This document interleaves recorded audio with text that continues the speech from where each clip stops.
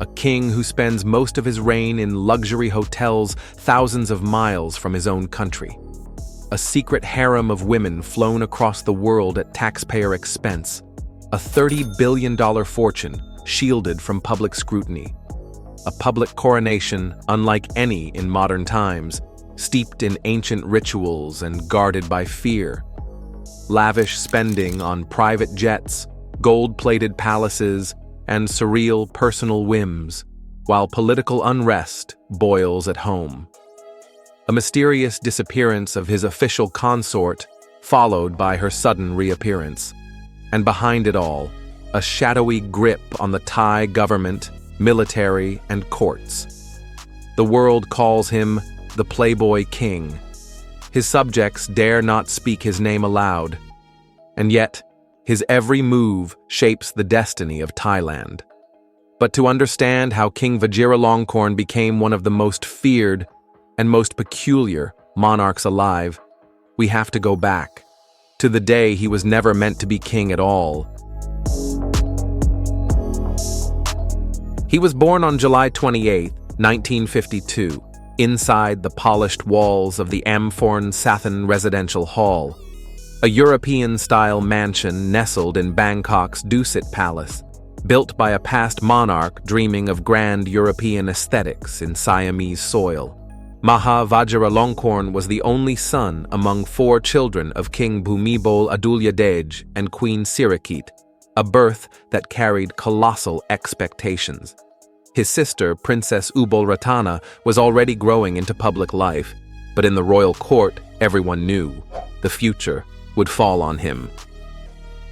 By age 4, he received a royal name crafted by the Supreme Patriarch, a string of titles so elaborate it took weeks to parse. Yet, under all those syllables was a boy growing up in a gilded cage, one where destiny had already been written. His early schooling began at Chitralada School inside the palace grounds. As a youngster, he was shielded, protected, and kept distant from the clutter of the common world. When he turned 13, that all changed. He was sent to England for prep school, then to Millfield in Somerset, where academics met boarding school rough edges with equal intensity. There, stories say, he found himself drawn more to fast cars and adrenaline than textbooks. One palace aide would later describe him as someone who craved freedom wherever he could find it. A sharp contrast to his father, who embodied calm restraint and nation-building for decades. In 1970, he shifted continents again, to Australia for a 5-week military course. But that was just the prelude. In 1972, he enrolled at the Royal Military College, Duntroon, in Canberra. Over 4 years, split between Australian Army training and a liberal arts degree at the University of New South Wales, the young prince earned his stripes and a taste for command. Then came December 28, 1972, a quiet ceremony in the Ananta Samakom Throne Hall, where a 20-year-old Vajiralongkorn was officially named Crown Prince. Yet the quiet ceremony masked a storm of expectations. The press noted his lack of statesman-like gravitas. Some whispered that Princess Sirindhorn, adored and composed, would have made the sweeter heir.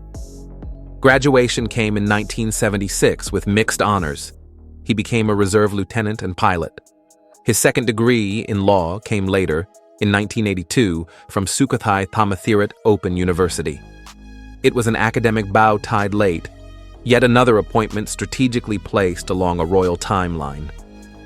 Back home, the promise of duty flickered against a restless spirit.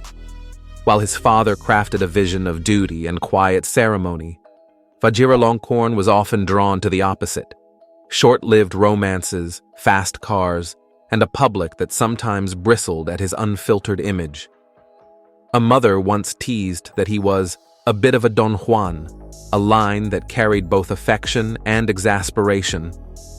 Still, through whispers and wings, a king was waiting in the wings, perhaps not for himself, but for everyone else. Vajiralongkorn's story wasn't scripted like a fairy tale. It was messier, more human, And by the time the crown came calling, both palace and public would know. They'd inherited not the calculated calm of Bhumibol, but a storm painted in velvet and gold. What no one saw then was how his personal electric charge, those scandals, lovers, and restless nights, would collide with Thailand's political currents, reshaping institutions and identity. But that collision was coming fast. When a royal throne awaits, personal lives can become state secrets, sometimes hidden in plain sight. For Prince Vajiralongkorn, his passage to the throne wasn't just a succession. It was a saga tangled in public scandal, palace intrigue, and carefully orchestrated drama. In 1977, Vajiralongkorn married his cousin, Princess Somsawati Kitiakara, and a daughter, Princess Bhadrakitiyabha, followed. But behind palace gates, his heart drifted. He soon began a relationship with actress Yuvadita Pulprasarth. Their affair was no secret. She bore him 5 children. When Somsawati finally agreed to divorce in 1993, the prince publicly blamed her for the marriage's failure, a claim she couldn't contest under Thailand's strict lèse-majesté laws. The courtroom drama ended in a July divorce, shaking royal norms. The plot thickened in 1994 when he officially married Yuvadita in a ceremony at the palace, blessed by the king and princess mother, but noticeably not by the queen.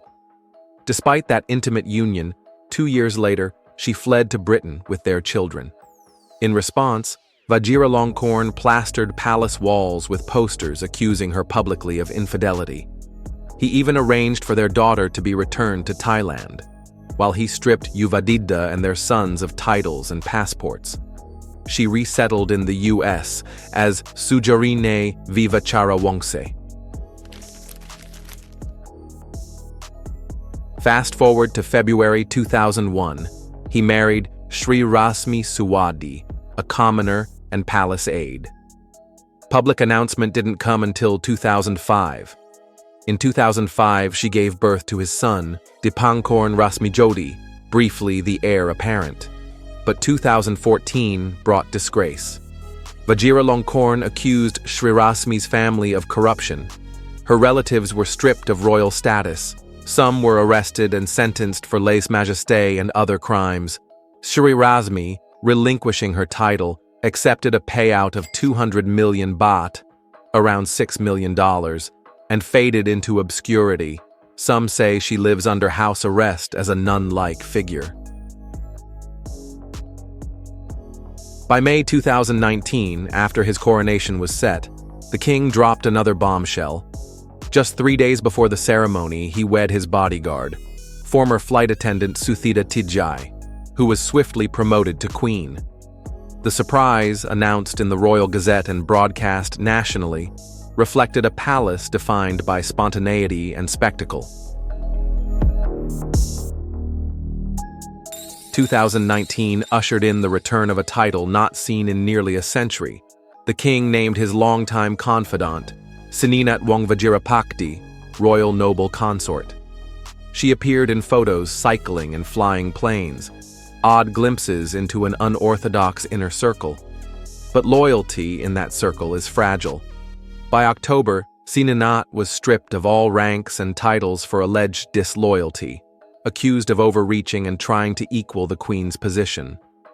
Within days, 6 palace officials were fired for extremely evil conduct. Then, in a twist itself worthy of court drama, she was reinstated in September 2020 with full honors, the palace declaring she'd remained untainted. Through these scandals, what emerges is more than sensational gossip. It's a monarchy grappling with identity. Each divorce, exile, and abrupt appointment deepened fissures in the royal image. Once a symbol of unity, now a mirror of instability. For Thailand, the man meant to unify became the center of sensational rumors. Still, speaking ill of the king is punishable by law, throwing criticism into whispers and shadows. Yet the most consequential chapter wasn't the scandals themselves, it was how they set the stage for his reign. Next, we'll see how he leveraged these personal dramas to tighten control over the Crown Property Bureau, military, and constitution itself, fogging the boundaries between private life and national power. When crowns change hands, institutions bend. And within months of stepping onto the throne, King Vajiralongkorn made one thing clear: the monarchy was reborn, under his control. In July 2017, the monarchy's vast financial empire, the Crown Property Bureau, CPB, became something else entirely: the king's personal fortune.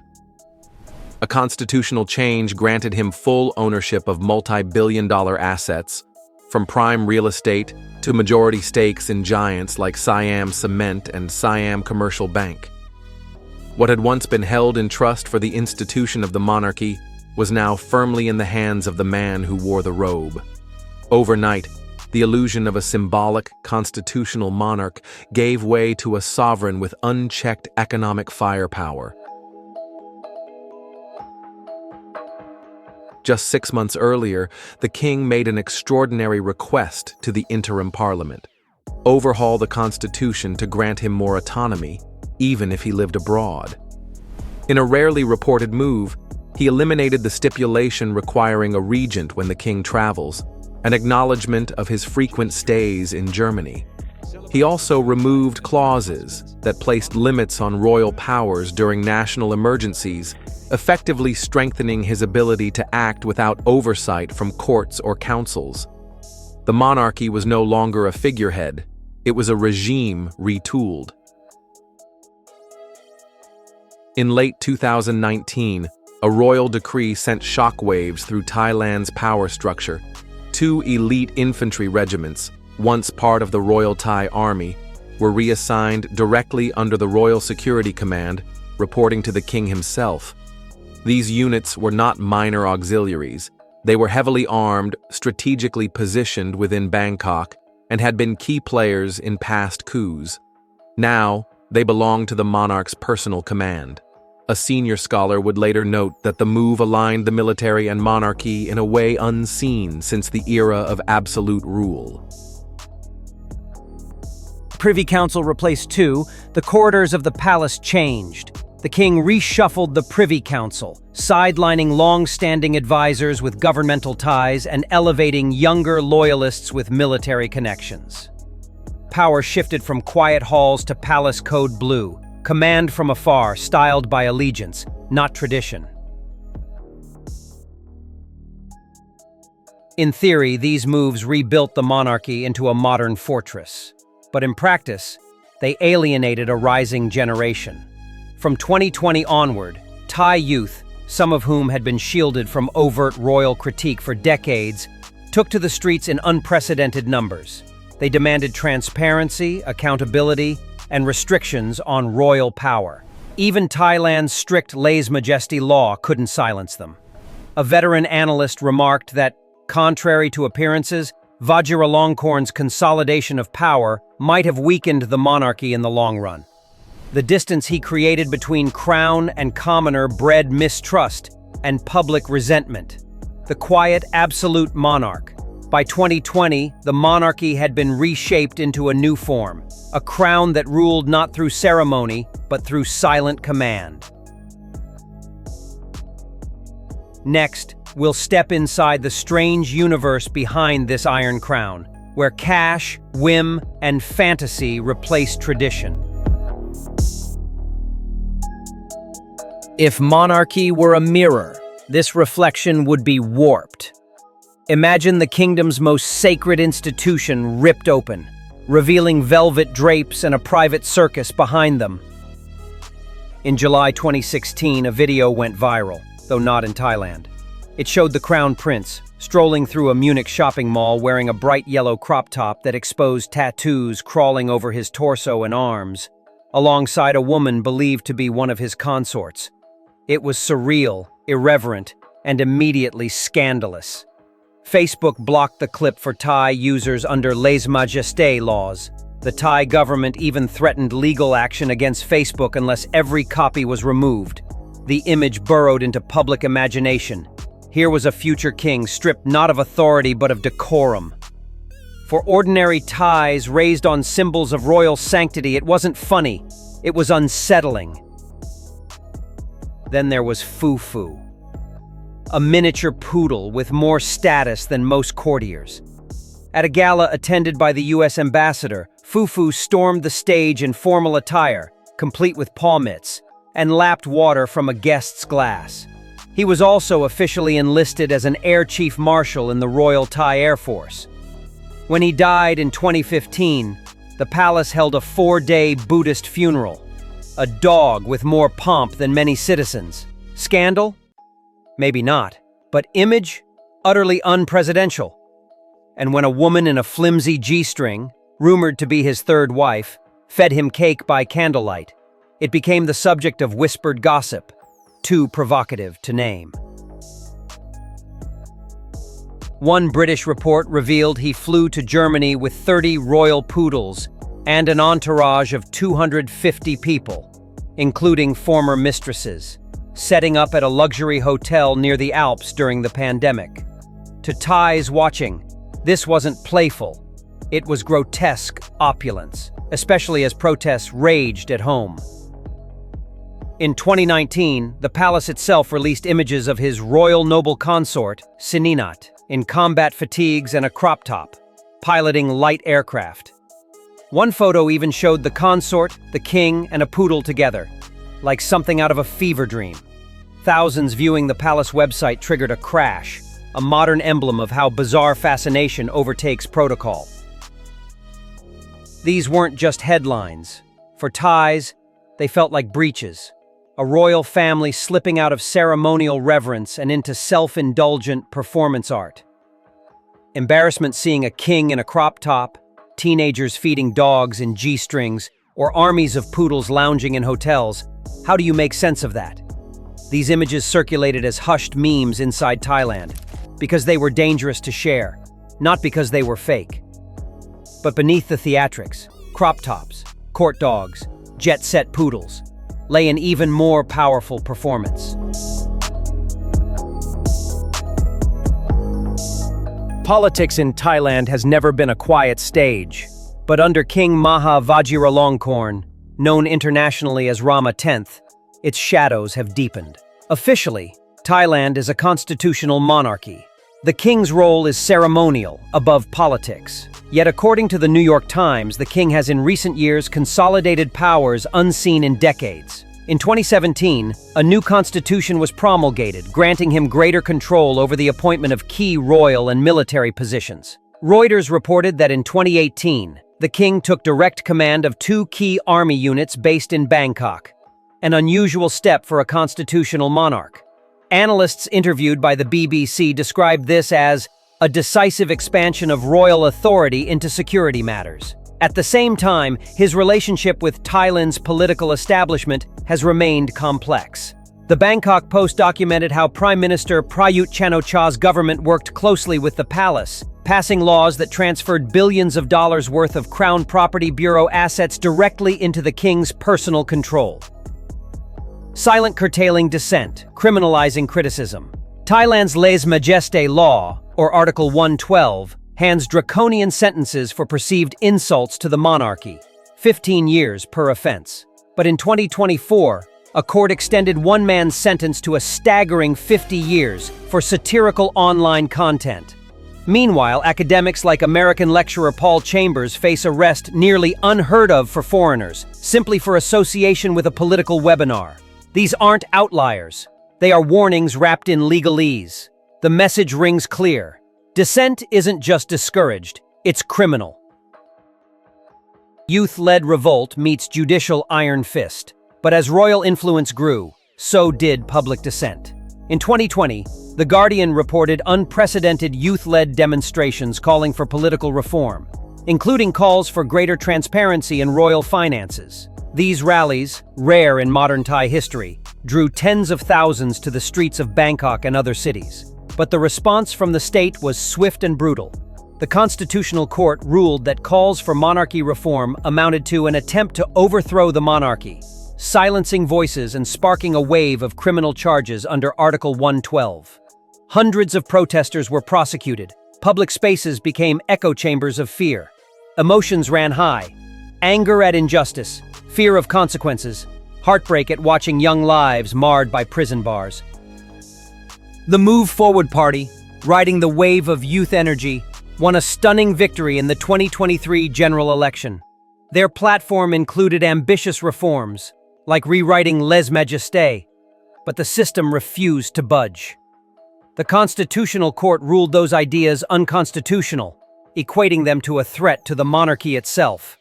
The party was ultimately dissolved, its leaders banned from politics for a decade. For many users of social media or young voters, the ruling felt like betrayal. They had embraced the system, only to see it turn around and exclude them from wanting change. Far from the humid streets of Bangkok, in the alpine town of Garmisch-Partenkirchen, stands the Grand Hotel Sonnenbichl, a place that, for a time, became the unlikely seat of Thailand's monarchy. According to the Times and Der Spiegel, King Vajiralongkorn spent extended periods here, particularly during the early months of the COVID-19 pandemic. Reports claimed he reserved an entire floor of the hotel, guarded by a rotating team of armed security personnel. Local residents told The Independent they occasionally glimpsed the monarch cycling through the Bavarian countryside, dressed in casual sportswear, accompanied by an entourage. Bild, a German tabloid, alleged the king hosted gatherings described as lavish by unnamed hotel staff, though these claims were never officially confirmed by the palace. The image of a monarch living thousands of kilometers from home stirred political murmurs in Germany. In 2020, Deutsche Welle reported that members of the German Bundestag raised questions about whether it was appropriate for a foreign head of state to conduct state affairs from German soil. The German foreign minister at the time publicly acknowledged the unusual situation, stating that the government was watching it closely. Meanwhile, in Thailand, the king's prolonged absence became a sensitive subject. During the height of the pandemic, when the country faced economic hardship and youth-led protests, critics, often speaking from abroad to avoid legal risk, questioned the symbolism of a monarch ruling from afar. Supporters pointed out that the king eventually returned for important ceremonies and official duties, maintaining his constitutional role. But for others, the image of a ruler in a Bavarian hotel, while political tensions simmered in Bangkok, became an enduring symbol of distance, both physical and emotional. For a monarch who cannot be openly criticized, perhaps living far away is the ultimate shield. But shields, no matter how polished, cannot block the gaze of the world forever. Thailand has always been a land of rituals, where the monarchy stands as a bridge between the divine and the earthly. For centuries, the crown has been the heartbeat of the nation, but even the most sacred heart can falter. Today, Thailand stands at a crossroads. The old world, bound by reverence and unspoken rules, collides with a new one, born from the internet, global ideas, and voices no longer content to whisper. Under the law, criticism of the monarchy carries prison terms as long as some people's lives. Public debate is silenced, but silence does not erase the question. It only drives it deeper where it grows. Analysts wonder, can a monarchy survive untouched in a world that demands transparency? Can a ruler live half a world away and still be the beating heart of a kingdom? Some say the monarchy must adapt, become a symbol that unites without fear. Others warn that change itself is the threat. In either case, the future will not wait. Every king rules with the belief that the crown is eternal. But history remembers not the gold, only the head that wore it.